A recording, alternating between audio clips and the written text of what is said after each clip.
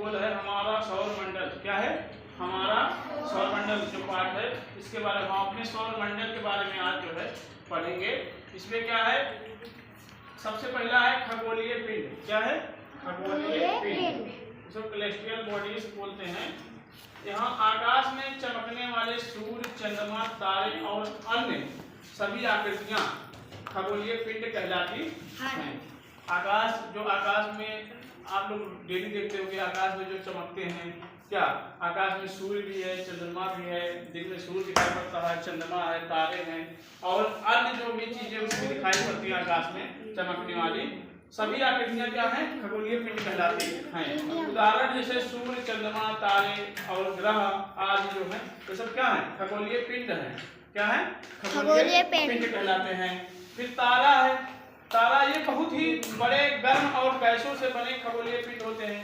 तारा जो होता है बहुत क्या होता है? गर्म होता है, बड़ा होता है, गर्म होता है और गैस इसके अंदर बहुत सारी गर्म गैसें भरी होती हैं, उससे बना हुआ खगोलीय पिंड है। इनके पास अपनी स्वयं की ऊष्मा और प्रकाश होता है। इनके पास खुद की ऊष्मा होती है, प्रकाश होती है, जिसे हीट कहते हैं, हीट एंड लाइट। जो तारे होते हैं उनके पास स्वयं की हीट एंड लाइट होती है, ऊष्मा और प्रकाश। सूर्य भी एक तारा है जो पृथ्वी के सबसे निकट स्थित है। आपको पता हो सूर्य दिखाई पड़ता है और तारे दिन में क्यों नहीं दिखाई पड़ते? क्योंकि सूर्य जो है पृथ्वी के सबसे निकट है, इसलिए वह बड़ा दिखाई पड़ता है। वो सभी तारों को दिन में भी दिखाई पड़े तारे, लेकिन वो क्या करता है? ढक लेता है। नजदीक आने के कारण पृथ्वी के जिस भाग के नजदीक आता है, क्योंकि हमारी क्या है पृथ्वी क्या करती है? सूर्य के तहत रोटेशन के तहत क्या होता है? डे एंड नाइट होते हैं। तो क्या होता है? जो भाग पृथ्वी का सूर्य के नजदीक आ जाता है वो क्या हो जाता है? वहां पे दिन हो जाता है। क्या हो जाता है? दिन हो जाता है। और जो भाग सूर्य से दूर चला जाता है वहां रात हो जाती है। तो रात जहां हो जाती है वहां पे अन्य तारे दिखाई पड़ने लगते हैं, और जहां दिन होता है वहां खाली सूर्य अकेले छाए रहता है, क्योंकि वह पृथ्वी के बहुत निकट स्थित है। सूर्य भी एक तारा है जो पृथ्वी के सबसे निकट है। अन्य तारे बहुत दूर होने के कारण छोटे छोटे दिखाई पड़ते हैं। अन्य जो तारे हैं वो बहुत दूर दूर हैं, सूर्य से बहुत गुना दूर हैं, इसलिए वो क्या करते हैं? छोटे छोटे टिमटिमाते रहते हैं। लेकिन वो भी बहुत बड़ा है, सूर्य से भी बड़े हैं, लेकिन वो दूर होने के कारण क्या होता है? छोटे दिखाई पड़ते हैं। उसके बाद आगे आते हैं नक्षत्र मंडल। कहाँ आते हैं? नक्षत्र। हाँ, नक्षत्र मंडल, इसको कॉन्स्टेलेशन कहते हैं। तारों के समूह द्वारा बना कहते हैं। तारों के समूह द्वारा, जो तारा होता है उसके समूह द्वारा विभिन्न जो आकृतियां बनती हैं उसे नक्षत्र मंडल कहते हैं। आकाश में कुल 88 नक्षत्र मंडल हैं। खगोलविदों के माध्यम से बताया गया है कि आकाश में कुल 88 नक्षत्र मंडल हैं। ये उदाहरण दिया गया है इसी तरह। अब 88 का नाम नहीं लिखा जा सकता, इसलिए कुछ उदाहरण दिया गया, जैसे अर्सा मेजर एक होता है। अर्सा मेजर ये सप्त ऋषि होता है। सात कहते हैं इसको, 7 ऋषियों का समूह की तरह तारा दिखाई पड़ता है। देखो सप्त ऋषि तारा बोलते हैं उसे। और ओरियन, ओरियन जो मृग, इसको मृग कहते हैं, ओरियन कहते हैं। और कैनिस मेजर एक होता है ग्रेट डॉग, वो डॉग की तरह दिखाई पड़ेगा। आप आकाश में आज रात में जाके देखना आसमान में, तो डॉग की तरह उसकी जो है फिगर दिखाई पड़ेगा, मतलब वो बना रहता है जो है तारे टिमटिमाते हैं, जिस लगेगा कि डॉग है, डॉग कुत्ता की तरह उसकी आकृतियां बनी होती हैं। Great dog. लियो, लियो एक सिंह की तरह, शेर की तरह उसकी आकृति बनती है। इस प्रकार से 4 उदाहरण भी दे दिए गए नक्षत्र मंडल के। ध्रुव तारा, ध्रुव तारा क्या है? यह इसको पोल स्टार कहते हैं। यह उत्तर दिशा में ही दिखाई पड़ती हमेशा रहता है, उत्तर दिशा। इससे क्या होता है? ध्रुव तारा को हम देख के यह पहचान सकते हैं कि ये उत्तर दिशा है। अगर कहीं दिशा का हमें ज्ञान मान लो हम भ्रमित हो जाए तो रात में क्या करें?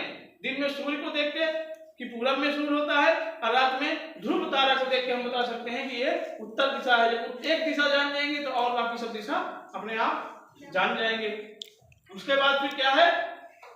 ध्रुव तारा, इसका स्थान हमेशा निश्चित होता है।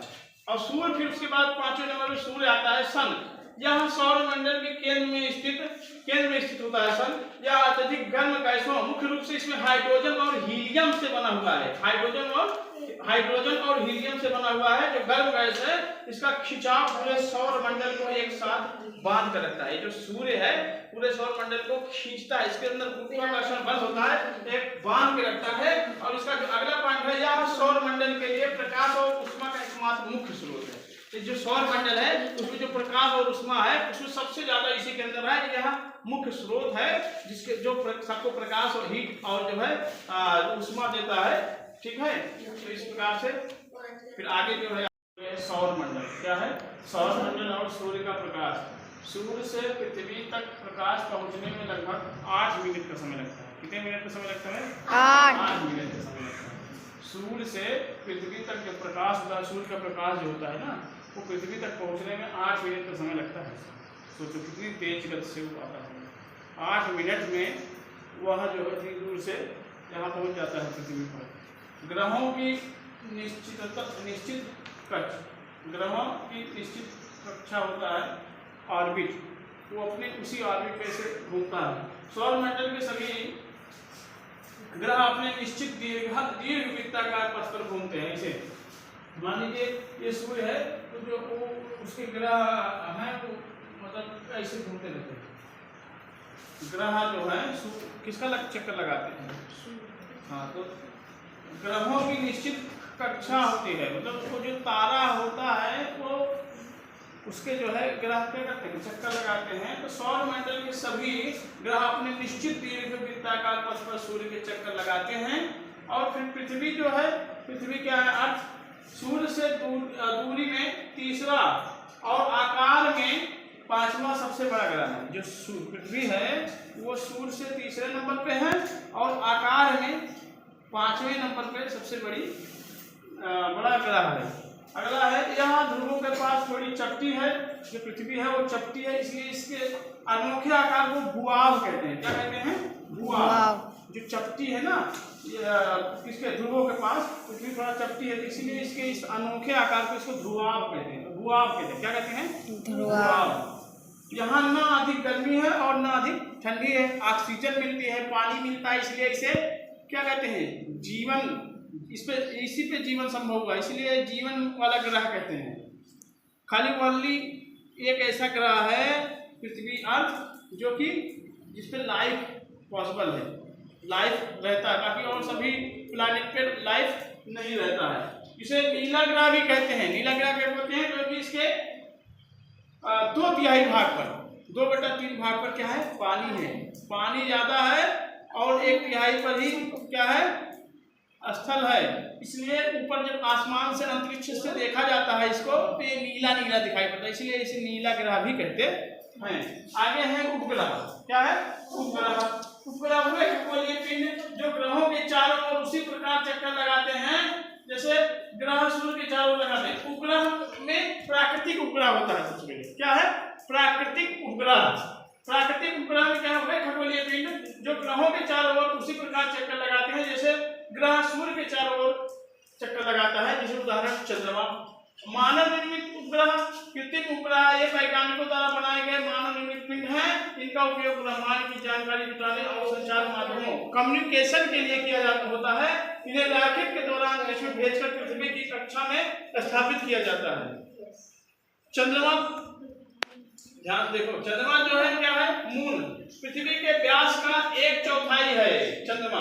यह पृथ्वी से लगभग 3,84,400 किलोमीटर दूर है। 3,84,400 किलोमीटर दूर है। इसका स्वयं का प्रकाश नहीं होता है। चंद्रमा का स्वयं का प्रकाश नहीं होता है। आप कहोगे चंद्रमा का जब स्वयं का प्रकाश नहीं होता है तो वह चमकता कैसे है? वो चमकता कैसे है? क्योंकि वह सूर्य के द्वारा प्रकाश के परावर्तन, रिफ्लेक्शन के कारण चमकता है। सूर्य का जो प्रकाश होता है वह परावर्तन होता है, रिफ्लेक्शन होता है, उसी से वह चमकता है। समझ आया?